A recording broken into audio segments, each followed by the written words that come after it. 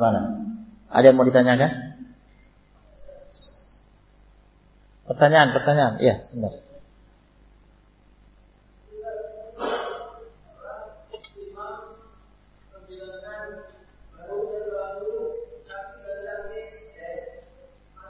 Ya.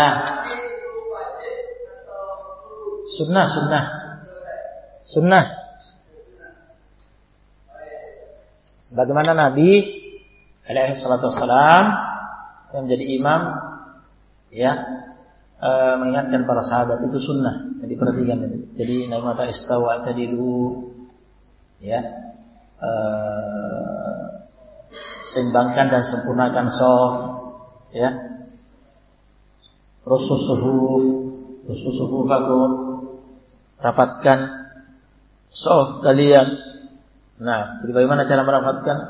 Pada hadis anehnya hadis Nu'man bin Bashir, ya, mengatakan saya melihat, ya, yaitu para sahabat ketika itu satu dengan yang lainnya menempelkan mata kaki dengan mata kaki, ya, dan menempelkan bahu dengan bahu. Dengan ini akan rapat dan tidak akan ada celah.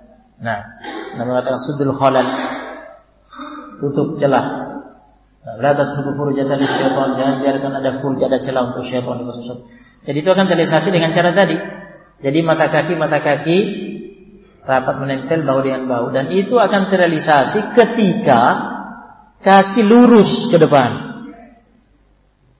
Nah, kadang-kadang sebagian orang mungkin tidak sadar kakinya begini, menyambung begini, ya. Nah, ini nanti akan menyebabkan ada celah ketika, ya, apalagi ketika misalnya sedang duduk, ya. Nah, jadi dipaskan ketika berdiri, ya. Juga posisi berdiri itu jangan terlalu lebar samping sehingga area yang dia ambil melebihi yang dia butuhkan berdiri, dan ini akan menimbulkan nanti ada celah ketika duduk misalkan, ya. Jadi sesuai dengan postur tubuhnya, ya, ketika meregangkan pada kedua kakinya sesuai yang dia butuhkan, gitu ya.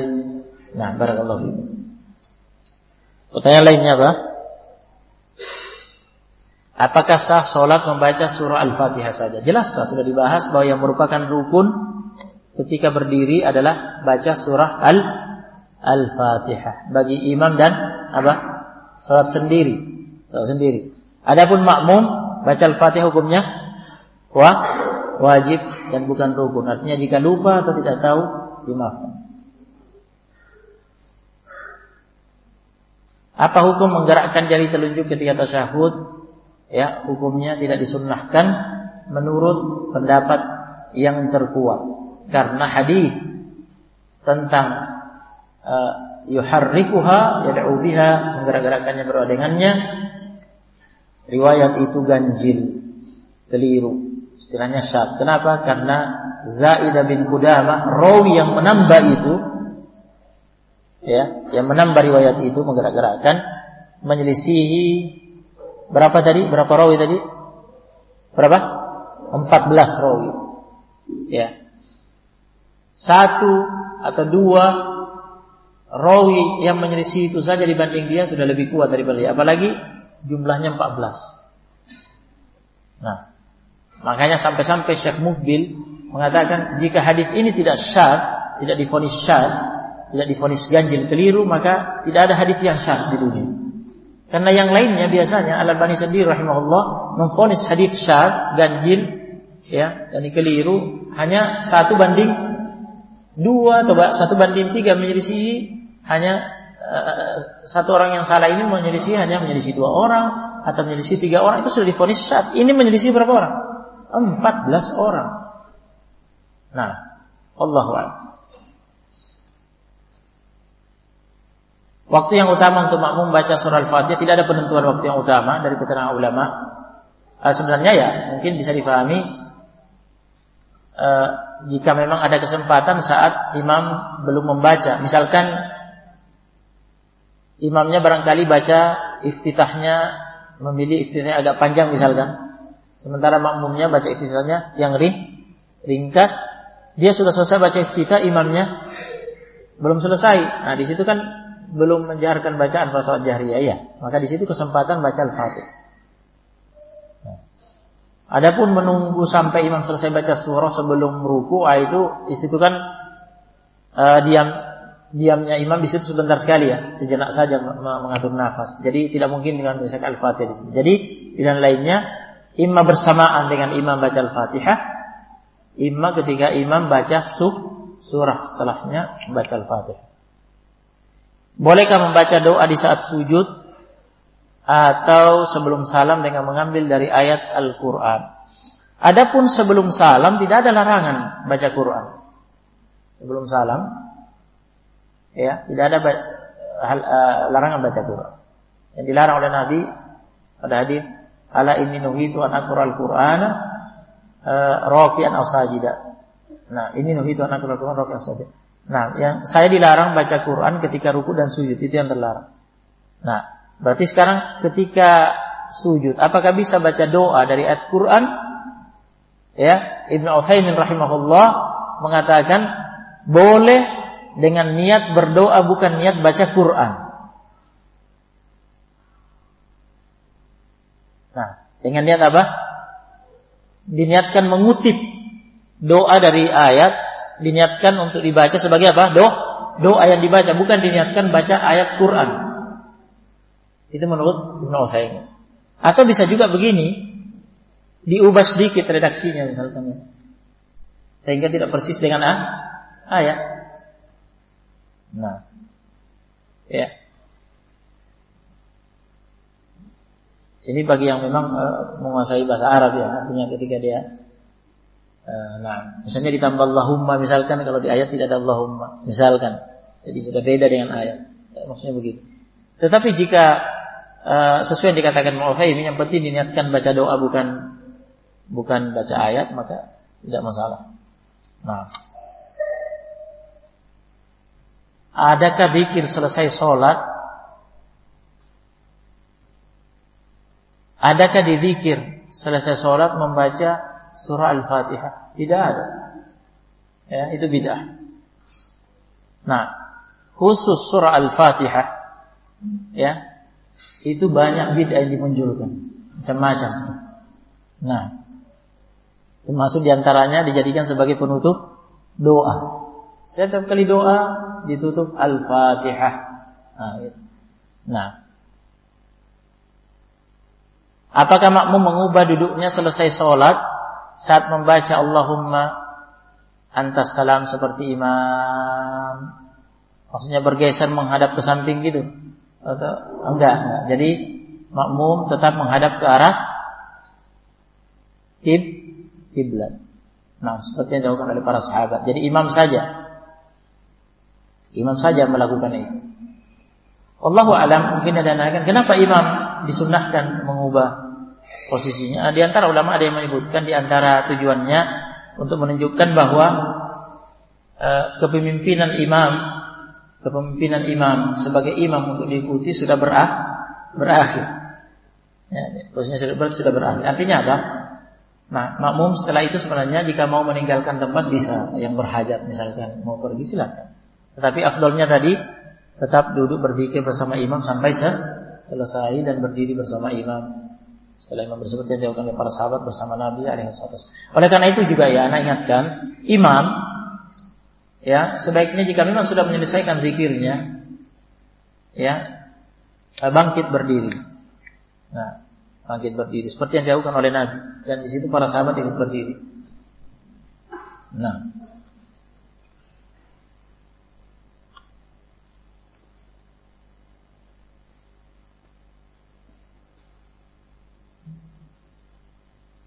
bagaimana cara sujud wanita ketika memakai kerudung safar? Biasanya dahi tertutup dengan pet jilbab safar.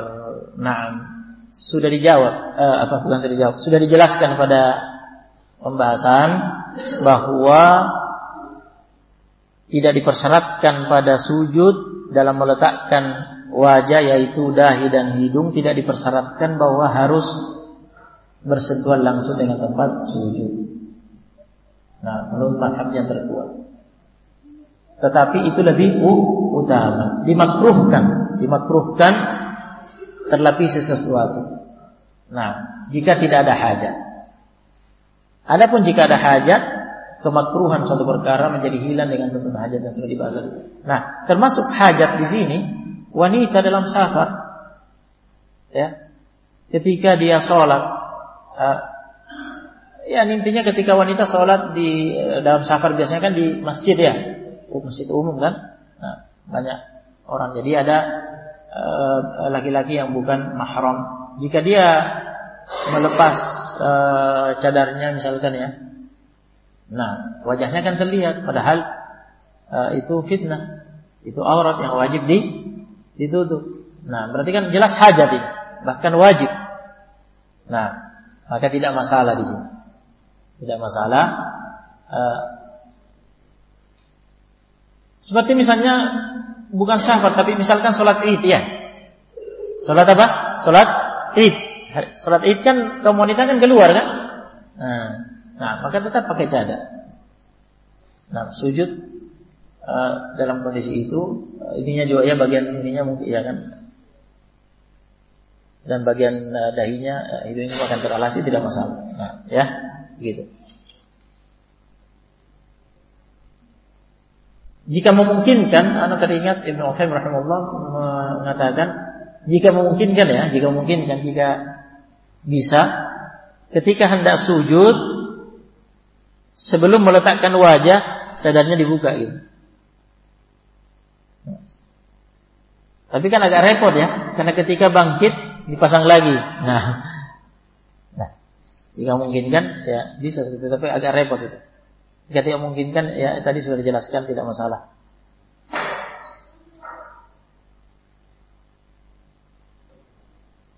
Ditanyakan apakah membaca lagi la ilaha illallah wahdahu la syarikalah setelah 10 kali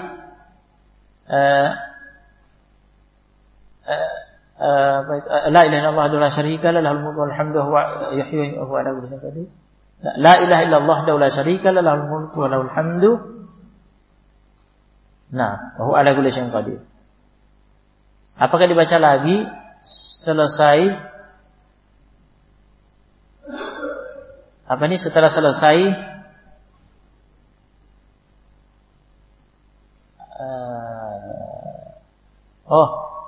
apakah membaca la ilaha illallah wa la syarika lah lahul mulku wal hamdu yuhyi wa yumiitu wa ala kulli syai'in qadir 10 kali setelah selesai salam salat subuh dan maghrib? Apakah riwayatnya? Nah, yang ana pilih selama ini tidak. Nah, ya, karena riwayat tentang itu butuh pembahasan. Nah, yang dari Nabi SAW pada hadis yang telah disampaikan, gabungan hadis Aisyah dan Thawban, jelas sahih, istighfar 3 kali, kemudian Allahumma antas salam tabaraka wa ta'ala. Wallahu a'lam.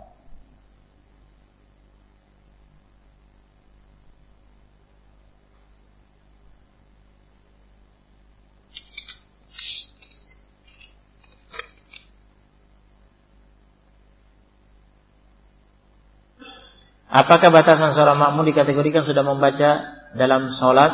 Apakah sekadar ya membaca dalam hati sudah termasuk kategori membaca atau minimalnya menggerakkan bibir?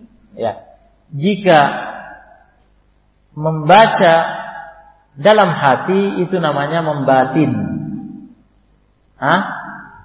Itu namanya membatin. Nah, ya, dan itu tidak sah,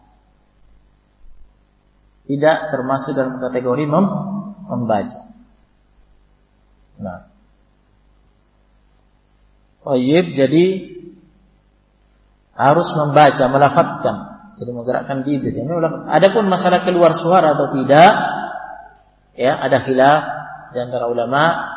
Ada yang mengatakan harus terdengar suaranya oleh dia sendiri. Jika tidak terdengar suara tidak sah. Tetapi yang terkuat sah meskipun dia tidak bersuara, yang penting benar-benar melafadzkannya.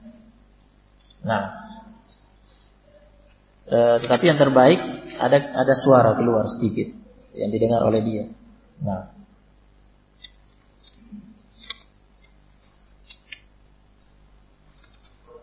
Kalau saat duduk tahiyat saat meluruskan jari telunjuk, tapi pas ngantuk jarinya ikut bengkok, apakah dibolehkan? Baik.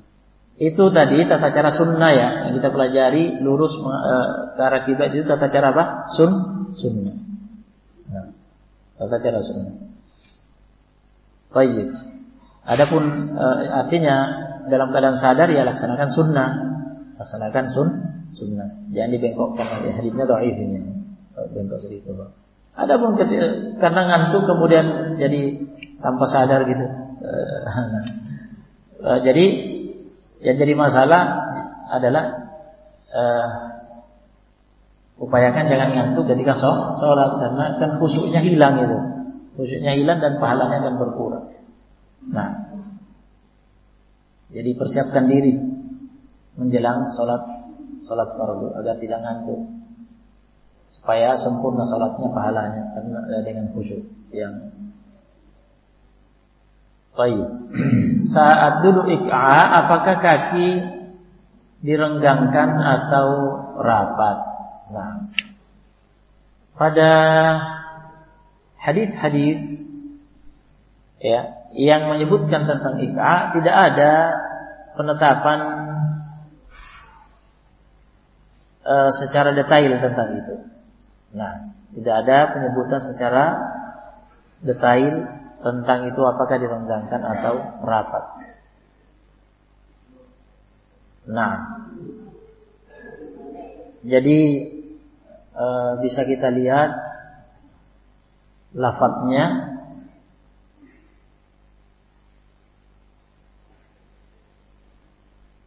Yang disebutkan ulama dikatakan menegakkan kedua telapak kaki di atas ujung telapak kaki dengan jari jemari kaki menghadap ke kiblat dan duduk di atas kedua tumit. Nah, ya, seperti itu. Jadi pada hadis Ibn Abbas disebutkan ya al-iqa' 'ala al-qadamain. Nah, seperti itu. Jadi tidak ada di situ secara detail menyebutkan bahwa dirapatkan. Nah, dirapatkan. Sekarang Anda tanya, kira-kira kalau iqa'nya kedua kaki ditempelkan, apa tidak terasa sulit? Kalau direnggangkan kan lebih terasa lebih mudah kan? Karena kedua pantat diletakkan di atas kedua tumit tersebut. Nah, lebih seimbang ya. Nah, lebih seimbang. Allahu a'lam.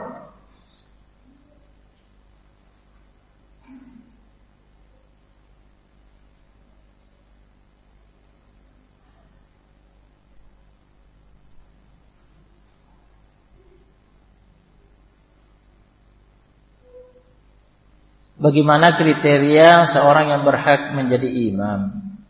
Yang pertama tentunya kriterianya imam itu menguasai ya hukum-hukum seputar sholat. Itu tentunya. Ya. Baik. Tahu ya hukum-hukumnya yang wajib, yang sunnah. Nah, sehingga dia sholat dengan sah dan benar karena dia imam. Nah, dan hukum ya, ini hukum lain terkait dengan misalkan jika terjadi sesuatu dalam sholat misalnya dituntut sujud sahwi, ya, dia mengerti ya masalah-masalah itu. Nah, selain itu tentunya terkait dengan di antara rukun sholat itu kan takbir ya, takbiratul ihram. Baca al-Fatihah, salam. Jadi imam ini tentunya kriterianya yang fasih ya dalam pembacaan. Jadi yang mengerti yang tentunya sudah belajar tajwid ya, makhraj huruf ya, dia sudah kuasai. Nah, jadi seperti itu. Jangan sampai misalnya amni gitu ya. Baca takbirnya saja salah misalnya. Ya. atau bacaan Al-Fatihahnya. Ini yang sering terjadi apa? Kalau yang sering terjadi itu takbir sebagian orang yang sudah Anda tambihkan. Anda mendengar adzan sebagian masjid. Anda perhatikan selama di sini ada yang adzannya Allahu Akbar, Allahu Akbar, bar. Dipanjangkan banyak, kan salah. Nah, ada bahkan sebagian imam karena takbir peralihannya dia panjangkan Allah, terutama ketika apa itu? Dari ruku ke sujud, dari bangkit dari sujud ke berdiri, dan tidak pakai jalsa istirahat. Allahu Akbar, Allahu Akbar. Jadi panjang kan? Nah, itu masih sunnah. Jika takbiratul ihramnya panjang gimana kan? Jadi tidak sah karena berubah artinya. Allahu Akbar, kan berubah artinya. Jadi bukan takbiratul ihram lagi. Nah, nanti juga yang sering keliru itu yang dibacaan Al-Fatihah. Bacaan Al-Fatihah. Nah, jadi ini di antara kriteria yang terpenting. Nah, sebagian ulama mazhab mengatakan termasuk yang difatwakan Syekh Shalal Fauzan misalkan orang yang bisa membaca dengan baik dan benar. Nah, jika sholat di belakang imam yang tidak bisa membaca dengan benar, tidak mengerti tajwid, tidak mengerti salah-salah bacaannya, tidak asal Fatihahnya, gitu kan, ada salam, berubah-ubah maknanya. Nah, maka sholat makmum ini tidak sah. Tidak sah. Nah ini ya makanya jadi selektif juga kita jika mau sholat berjamaah kan begitu. Di masjid-masjid ya kita selektif juga memilih imamnya, ya bagus apa tidak ini. Nah, sementara kita termasuk yang bisa baca dengan baik dan benar. Nah, ya. Baik. Yang lain, kriteria yang lain yang jadi imam adalah orang yang tampak kesolehannya, ya, bukan orang yang fasik, ya. Nah, atau mubtadi, gitu ya. Nah, orang yang tampak kesolehannya dari segi kesolehan dan juga dari segi manhaj akidah dia Ahlussunnah wal Jamaah. Nah, baik.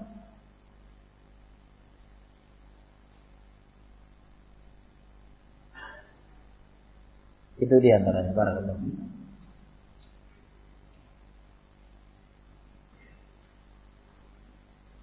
Sudah ya? Selesai. Allah.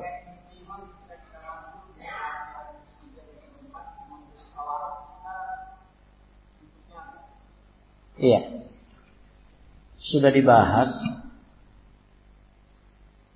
bahwa seluruh duduk dalam sholat selain tasyahud kedua, duduknya apa?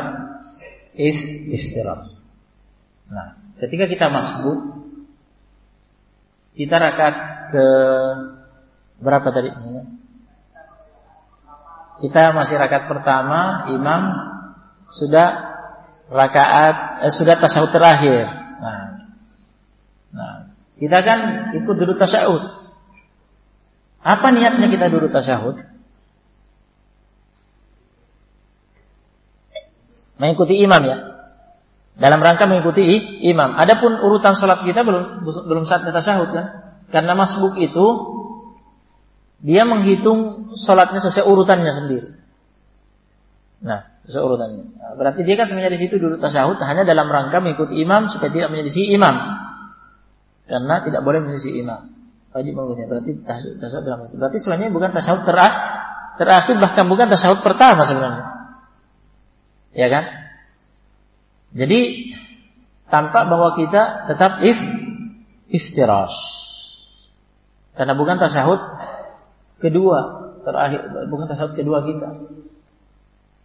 Nah,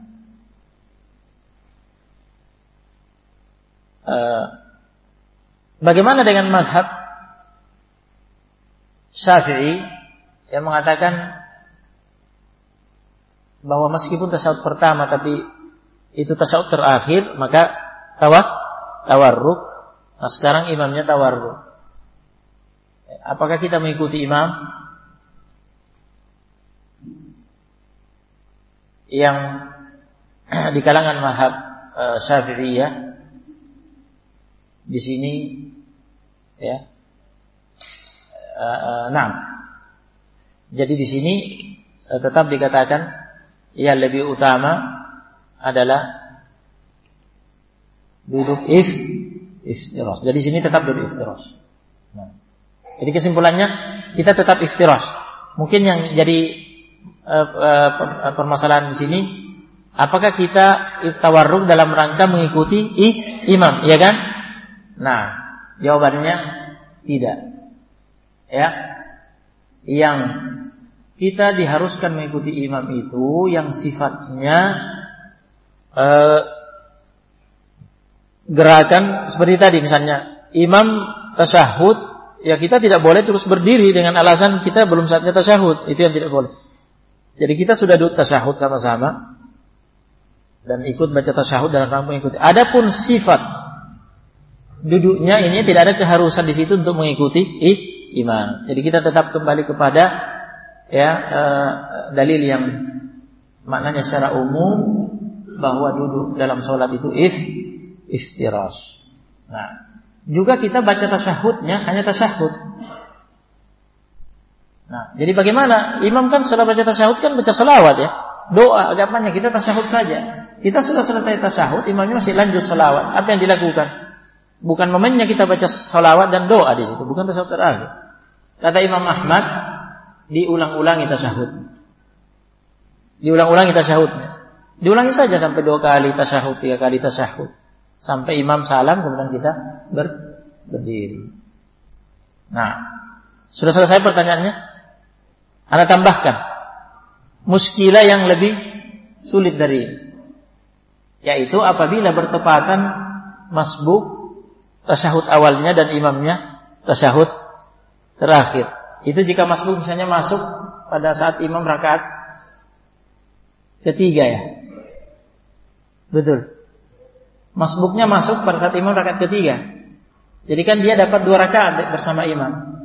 Jadi imam nanti tasyahud akhir, tasyahud kedua, dia persis tasyahud tasyahud pertama ya. Nah, artinya sama lah dengan itu. Ini memang momen tasyahud. Kalau bacaan tasyahudnya sama dari pembahasannya, diulang-ulang saja tasyahud. Nah sekarang apakah duduk tasyahudnya tawarruk mengikuti imam atau istirahat? Nah, ya. Yang terbaik jawabannya apa tadi? Istirahat. Di kalangan fuqaha Syafi'iyah pun mengatakan ini yang lebih utama. Kenapa? Di antara faidahnya yaitu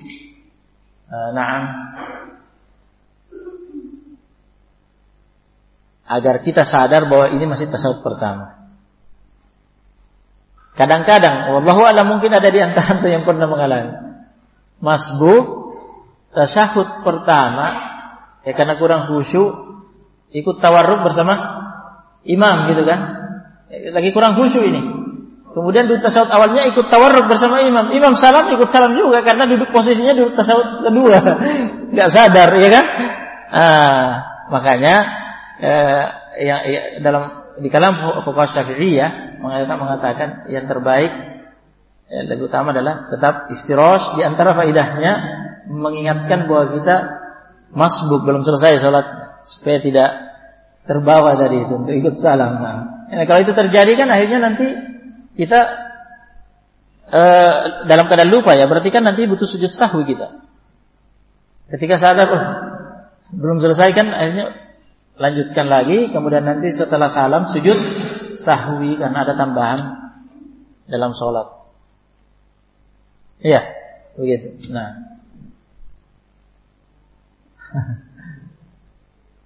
ada yang lain?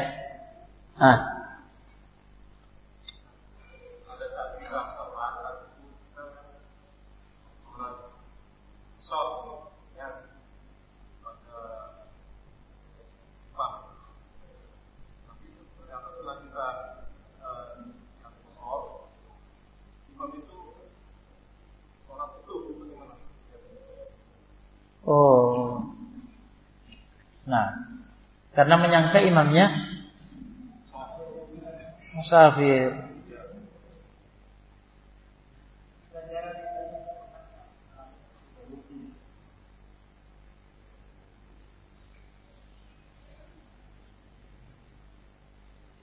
Nah, iya, muskilah karena makmum meskipun musafir, jika imamnya mukim menyempurnakan sholat, maka wajib menyempurnakan sholat. Wajib, meskipun kita musafir, harus mengikuti imam. Jadi solusinya ya diniatkan saja mengikuti imam. Jadi kita sholat untuk mengikuti imam. Nah, jadi nanti jika imam menyempurnakan berarti kita menyempurnakan. Jika dia mengqashar kita mengqashar. Nah, tampaknya jika seperti itu ya harus tetap menyempurnakan. Nah, tidak menyempurnakan karena imamnya menyempurnakan.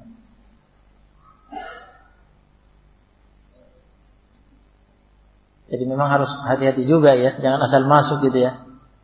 Nah, termasuk diantaranya tadi yang muskilah, yang perlu diperhatikan apa yang Anda sampaikan tadi. Tapi kita melihat di sana ada jamaah, kita masuk aja, padahal ini imamnya nggak beres bacaannya. Nah, gitu kan. Kalau kita misalkan berdua atau bertiga musafir, ya jelas kita sholat bersama saja sesama teman musafir kita, ini berjamaah kan. Adapun jika kita sendiri maka selektif gitu. Selektif memilih imam dan diperjelas imamnya ya tadi. Apakah dia mukim atau bukan?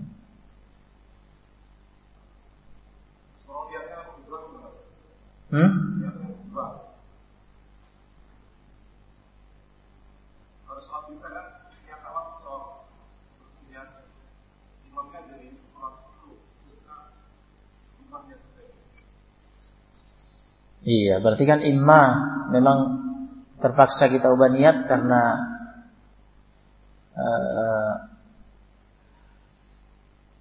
pada asalnya kewajiban kita adalah mengikuti imam. Nah,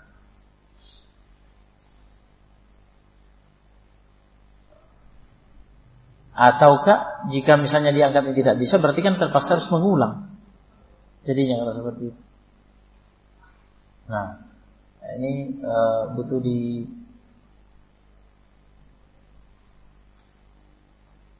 biasanya butuh dibahas. Biasanya begini, biasanya itu kita apakah memang dipastikan ngomong qashar atau biasanya sebenarnya ini akan mengikuti imam gitu.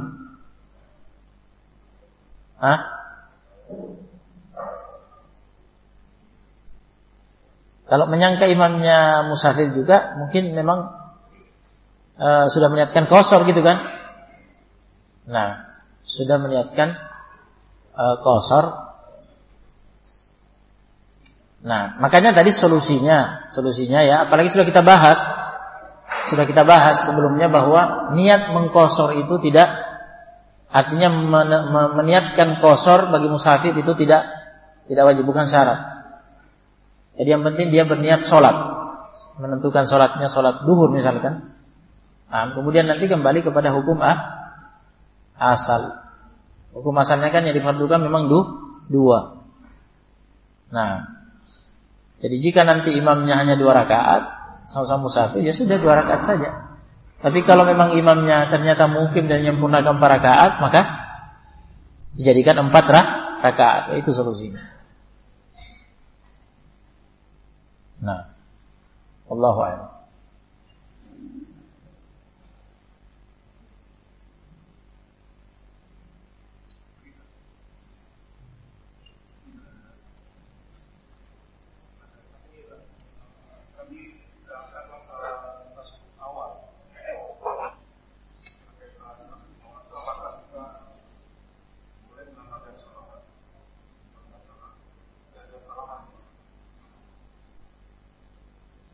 Iya, jadi tadi sudah disyaratkan bahwa ada khilaf ya. Nah, ada khilaf Al-Albani rahimahullah termasuk yang memilih pendapat disunnahkan baca sholawat. Nah, ada sebagian hadis yang riwayat yang dijadikan pegangan oleh Al-Albani rahimahullah. Nah, sementara yang terpahami dari hadis-hadis yang jelas sahih, yang tadi saya sampaikan juga ada riwayat dari siapa? Abu Bakar dan Ibnu Umar. Nah, mereka singkat tasyahud awalnya, ini berarti tidak baca selawat. Nah, dan itu yang lebih kuat. Tetapi apabila seseorang baca selawat pada tasyahud awal, nah, jika dia misalkan memilih pendapat Al-Albani kan dia menganggap sunnah ya. Nah, apabila seseorang misalkan sebenarnya mazhabnya tidak baca sholawat, tapi misalkan kadang-kadang kurang khusyuk lalai terus terlanjur baca sholawat, ya berarti kan dihentikan saja ketika sadar. Dan itu tidak menuntut sujud sahwi, tidak masalah. Nah, tidak masalah. Syekh Muqbil rahimahullah, beliau menjelaskan di majelis, ditanya tentang ini, beliau menjelaskan bahwa masalah ini masalah khilafiyah, kemudian dalil-dalil kedua belah pihak, ya, artinya hampir berimbang begitu. Tetapi beliau terus mengatakan, adapun yang saya pilih, sehingga karena beliau memilih bahwa hanya tasyahud. Nah, seperti itu. Jadi sekarang yang mana yang seseorang ketika mempelajari, yang mana yang dia lihat tampak lebih kuat dari dua pendapat itu ditinjau dari segi dalil. Nah, kan begitu. Nah, tinggal sekarang prakteknya, kalau imamnya hanya memilih mazhab tasyahud saja, ya, kemudian makmumnya misalkan memilih mazhab yang dipilih Al-Albani adalah sholawat, jelas ketika imam berdiri kan wajib mengikuti ya. Nah, sekarang dibalik, imamnya mengikuti mazhab Al-Albani, dia baca sholawat, makmumnya menganggap tidak disunnahkan. Nah, sementara dia sudah selesai tasyahud, imamnya masih sholawat. Apa yang dilakukan? Tadi sudah dijelaskan dinukil Imam Ahmad, pada momen seperti ini tasyahudnya diulangi lagi tasyahudnya diulangi lagi. Gitu ya. Nah, ada yang lain?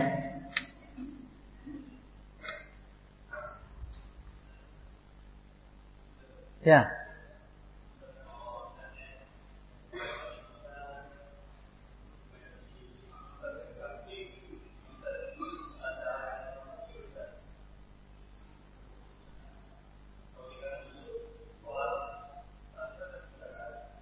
Kalau kita ikut sahabat, agak maju lagi. Berdua saja dengan imam atau? Oh. Masbuk.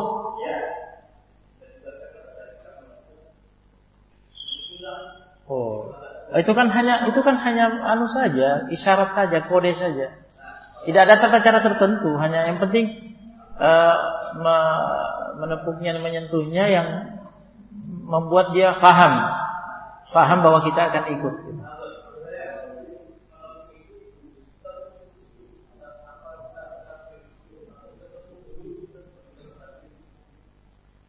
Oh, di kode dulu. Iya. Kode dulu. Dan sebenarnya tanpa dikode, kalau kita hanya berdua, dia akan memahami karena kita langsung berdiri di samping apa? Samping kanan ya. Nah, di samping kanannya. Sebentar. Nah, yang tampak dari hadits Ibnu Abbas ketika Nabi di rumah Maimunah radhiyallahu anha, beliau dan itu bibinya Ibnu Abbas ada di situ. Ibnu Abbas, Nabi kan bangun salat malam kan? Ibnu Abbas terbangun, oh Nabi sholat malam, tahajud. Kemudian Ibnu Abbas ikut sholat juga, karena Ibnu Abbas berdiri di samping kiri ya. Nah, kemudian diputar dari belakang oleh Nabi, dipindahkan ke samping kanan. Di situ kan Ibnu Abbas tidak memberi kode apa-apa, jadi langsung saja, karena kan jika berdiri di samping itu sudah terpahami mengikut. Ya. Nah, wallah alam sekarang orang awam kira-kira, orang umum kira-kira paham gak dia? Kalau kita kan paham. Kalau orang umum kira-kira paham gak? Kalau kita berdiri di sampingnya, bahwa kita akan bermakmum? Belum tentu. Kalau paham, maju dia. Kalau dia paham, dia maju, nggak mau berdampingan. Muskilah itu. Ya kan mereka itu orang awam tahunya, jadi pahamnya, yakinnya kalau sholat berjamaah tidak, imam harus di depan, meskipun sedikit, yang penting harus di depan. Tidak begitu. Nah, ini muskilah juga itu. Karena kalau kita berdiri soft sendirian tidak sah. Nah, masa kita mau kejar-kejaran, dia maju kita ikut lagi. Baik. Jadi intinya mungkin ya artinya tadi dengan kondisi itu mungkin di kode dulu ya, supaya dia memahami. Nah, begitu pula kalau misalnya dua orang yang mau ikut, iya. Kata orang ketiga posisinya orang ketiga ini menarik makmumnya ke belakang. Nah, ditarik mundur. Ya. Untuk menemani dia. Tidak mau mundur. Jika dia tidak mau mundur, terpaksa kita berdiri di samping kiri imam. Dan itu bisa. Dan itu pernah menjadi syariat di awal. Jadi syariat awal itu jika yang berjamaah makmumnya 2 orang, maka berdiri sejajar dengan imam mengapit di kanan kiri. Awalnya begitu. Tapi ini kemudian mansuh. Jadi ada riwayat Nabi sholat sendiri, ada sahabat datang berdiri samping kanannya. Datang lagi sahabat yang kedua berdiri samping kirinya. Karena itu yang memang berlaku saat itu. Kemudian Nabi mendorong mereka mundur ke belakang. Jadi kalau memang terpaksa seperti tadi dia tidak paham, ya berarti kita ya terpaksa berdiri di samping kiri. Nah, dan harapannya di situ imamnya yang paham. Kalau imamnya paham, dia akan maju. Nah, dia akan maju atau mendorong ke belakang.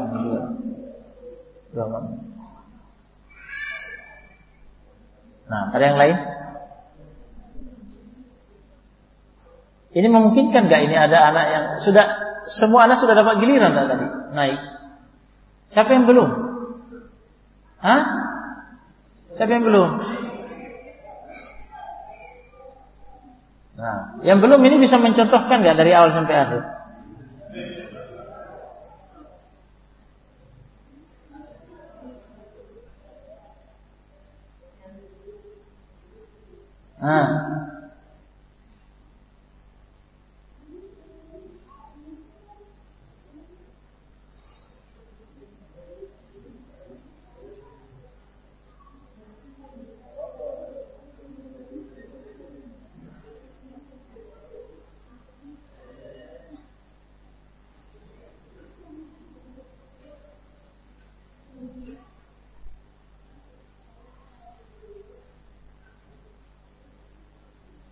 Coba apa yang rakaat pertama saja dulu, coba dari takbiratul ihramnya sampai bangkit ke rakaat kedua coba. Iya, dengan takbiratul ihram.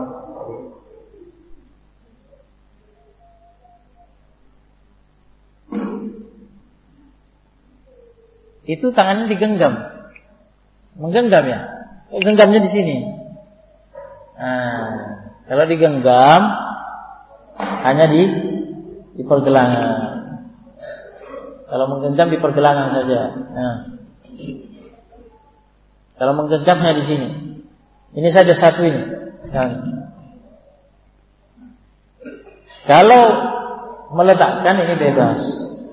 Letakkan. Jangan digenggam, letakkan. Itu menggenggam, meletakkan. Itu menggenggam di pergelangan. Coba buka tangannya. Coba sini.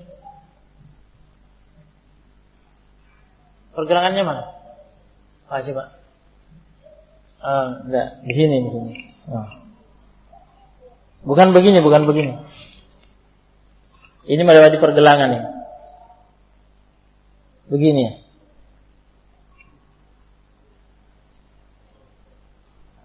Ya. Kalau meletakkan, bebas di sini.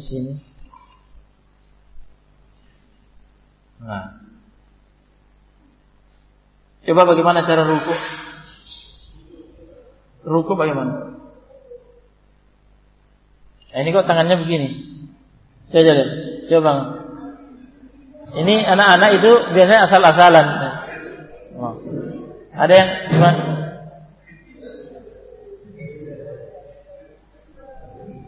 Jadi yang bagus dibentangkan. Telapak tangan antara kiblat, begini coba. Takbiratul ihram juga begitu tadi. Tapi sudah bagus sebetulnya. Ketika mau ruku jangan asal-asalan. Coba. Ya. Sikunya ya. Jari jemarinya digenggamkan ke seperti menggenggam siku. Dan luruskan punggungnya. Coba ini.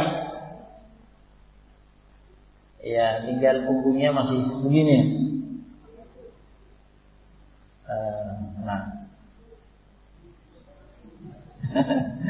Ya sudah. Coba contohkan temannya ini yang bisa kayaknya. Siapa tadi yang? Antum coba. Siapa yang bisa? Yang belum coba. Antum coba. Antum yang cara rukuknya gimana?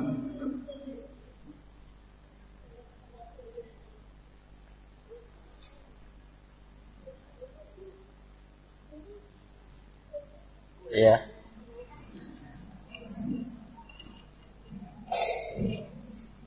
Ya, ini lebih bagus daripada yang tadi. Tapi coba di sini, sebelah sini.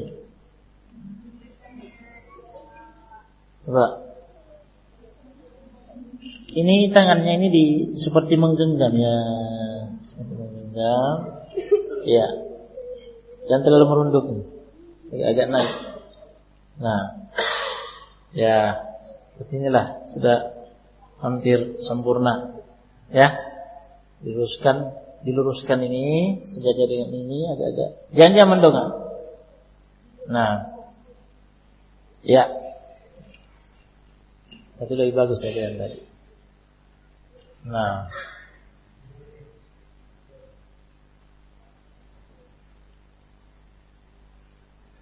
Coba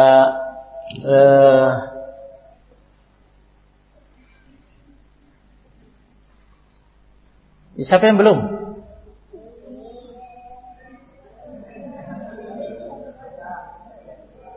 Coba duduk tasyahud.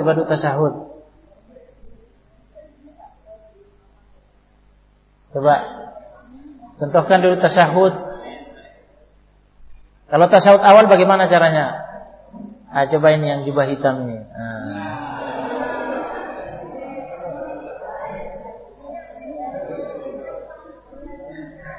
Ayo.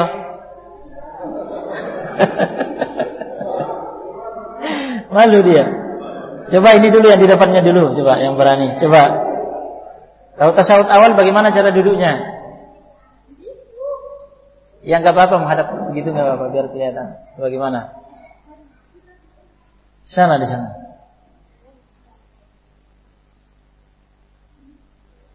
Benar ya? Sudah benar? Sempurna? Iya. Bagaimana caranya berisyarat? Jadi telunjuk ini bagaimana caranya? Cara yang pertama bagaimana? Gini. Ujung dengan ujung. Iya, gini. Gini. Santai aja, jangan tegang. Tidak usah tegang. Jadi bukan dikuatkan, ya santai aja. Ya.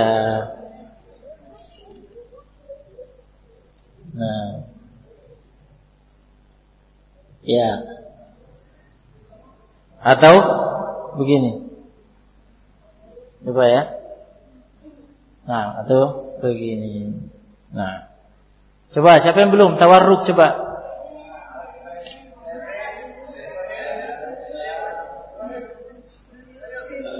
Tawarruk, bagaimana cara tasyahudnya kalau tawarruk?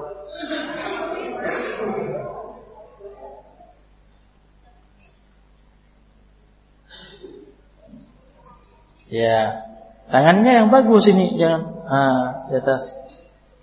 Ya, ini yang melewati, dia memakai yang melewati yang sampai ke siku ini. Ya, tidak apa-apa, itu juga bisa salah satu cara. Nah,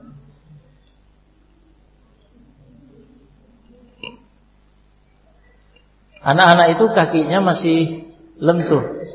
Dia kalau menegakkan ini dan menekuk jari jemari itu lebih mudah daripada kita. Hah? Masih lentur kan dia? Iya, nggak pasang urat kan? Jadi terus. Nah, itu kan dia bagus ini. Nah, caranya bagaimana? Ya, coba lanjutkan. Anggaplah sudah selesai. Terus salam bagaimana caranya salam? Ah, itu enggak diturunkan. Itu. Itu salam masih memberi isyarat itu. Jadi ketika salam sudah tidak ada isyarat. Diturunkan, coba turunkan baru ya. Nah. Ya. Apalagi yang butuh dicontohkan? Siapa yang belum? Mana? Ya. Coba ya, dia mencontohkan yang sujud. Pintar, sini, sebelah sini. Sebentar. Bagaimana sujudnya? Ya. Wah, ini coba lihat sujudnya ini terlalu terlalu dekat, jadi kurang seimbang. Nah, coba agak maju lagi, agak ke depan lagi sujudnya. Kepalanya agak ke depan lagi. Ya, ini agak di luar. Kakinya ditempel ya. Ya. Ini agak di luar, angkat ini. Angkat, jangan ditempelkan. Gimana? Sudah bagus? Ini wajahnya jangan terlalu, ini nanti tidak bisa bernafas nanti. Jadi yang penting hidungnya diletakkan, bukan ditekan ke tempat sujud. Yang penting ini kayaknya masih butuh mundur ya. Coba agak, ya biar seimbang. Ya, ini agak keluar tangannya menghadap kiblat. Nah, ya. Siapa yang belum? Coba bangun. Ya. Iftirashnya gimana? Ya. Tegakkan ini kaki kanannya. Ya, keluar di samping. Agak ke sana lagi. Coba ditegakkan. Maju lagi. Ya. Begitu. Bagus. Siapa yang belum?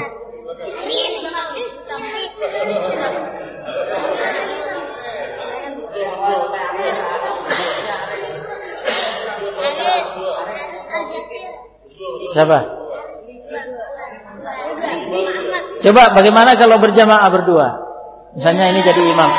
Bagaimana cara berdirinya? Ini yang imam. Siapa yang belum kan? Ini. Coba, ini yang imam. Ini. Nanti. Coba yang makmum berdiri di mana?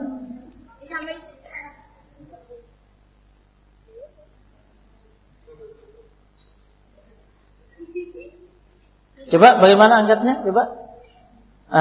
Ini melewati bahu, tapi tidak sampai ke sini. Jadi bahu, ini ujung ini sebahu, atau sekalian ke atas. Ini ujung atas telinga, ya begini, ya, Allahu Akbar. Coba makmumnya apa ini? Oh, nanti. Ya. Sebentar mendahului imam. Ya, dulu dia. Ya. Sebentar. Ya.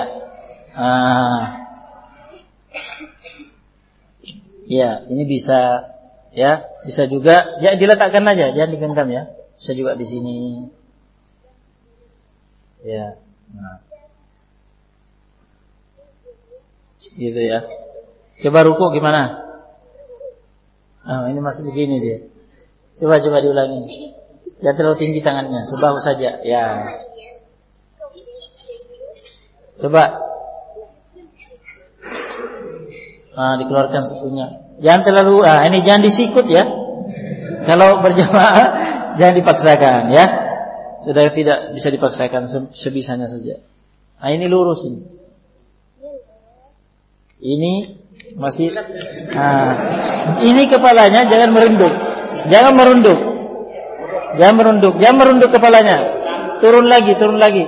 Sedikit turun lagi. Ya, masih mau turun ini ya. Nah, ini di sedikit turun, makanya turun lagi sedikit. Ya, jangan merunduk, jangan mendongak, jangan merunduk. Ya, sudah, bangkit. Allahu liman hamidah. Cukup. Masya Allah. Sampai belum? Terakhir.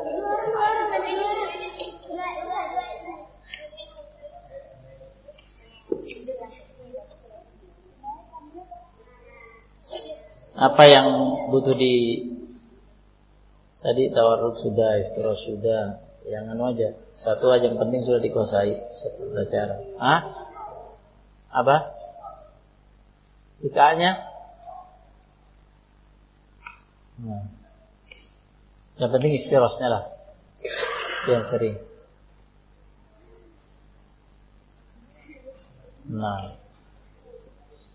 Coba yang belum ini dapat tasyahud akhir. Bagaimana?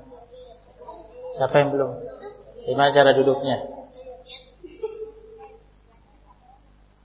Tasyahud kedua ya, Ya. Ini belum ya? Sudah tadi ya? Kemarin? Oh sudah, itu sudah dianggap sudah itu. Ya, coba. Bagaimana cara tasyahudnya?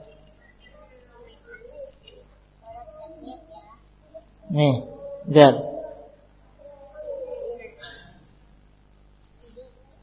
Ini dilingkarkan ya.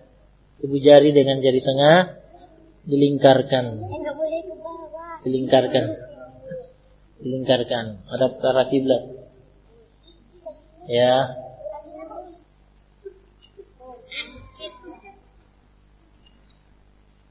Ini tasyahud. Oh, ini tasyahud pertama ini. Coba tasyahud akhir.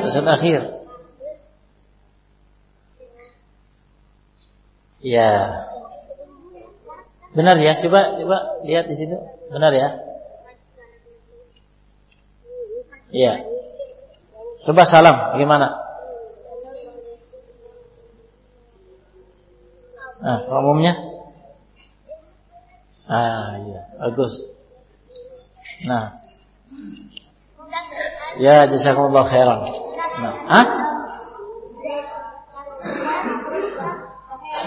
Sudah tadi kan?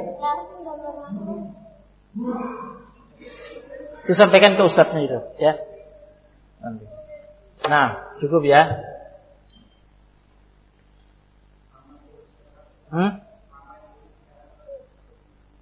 Oh iya, betul itu yang itu. Coba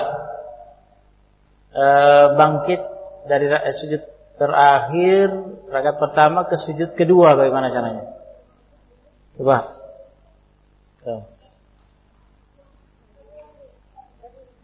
Sana, sebelah sana. Ya, bangkit dari sujud kedua di rakaat pertama, mau bangkit ke rakaat kedua. Coba sebentar. Itu jari jemarinya jangan dibuka. Ya. Ini sejajar telinga ya, telinga. Coba Bangkit. Allahu Akbar. Coba dikeraskan takbirnya. Misalkan jadi imam. Terus? Ya dipraktekkan. Coba ulangi. Dipraktekkan ya.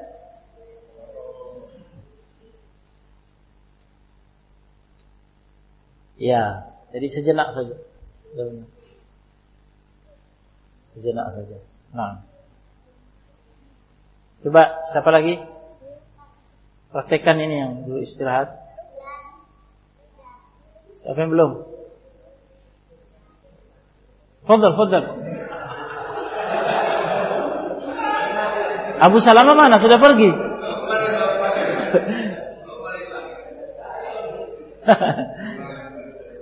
Nah.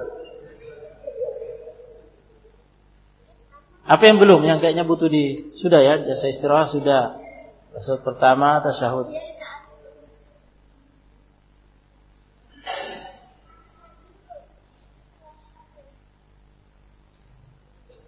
Nah, tadi coba arah pandangan matanya, butuh diperjelas tadi. Coba tasyahud di salat subuh, bagaimana caranya? Tasyahud di salat subuh. Siapa? Fadhil antum, sini.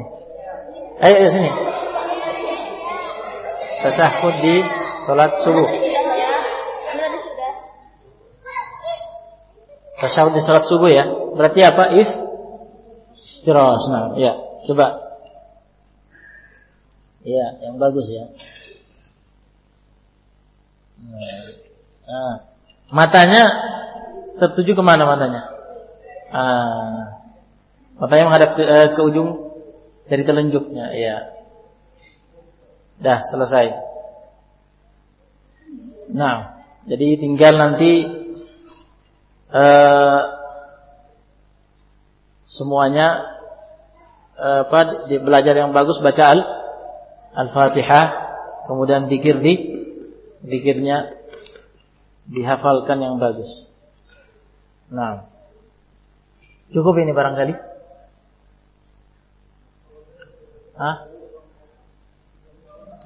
Oh, turun ke sujud belum? Betul. Turun ke sujud. Siapa lagi nih?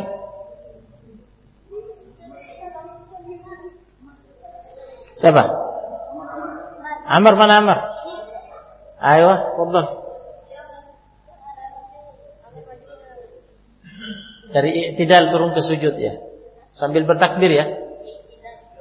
Itu kan i'tidal sekarang. Terus mau turun ke sujud sambil bertakbir. Iya.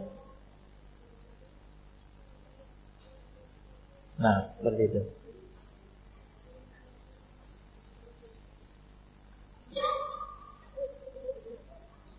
Iya, khair insyaallah. Ada lagi? Cukup ya. Nah, jazakumullah khairan.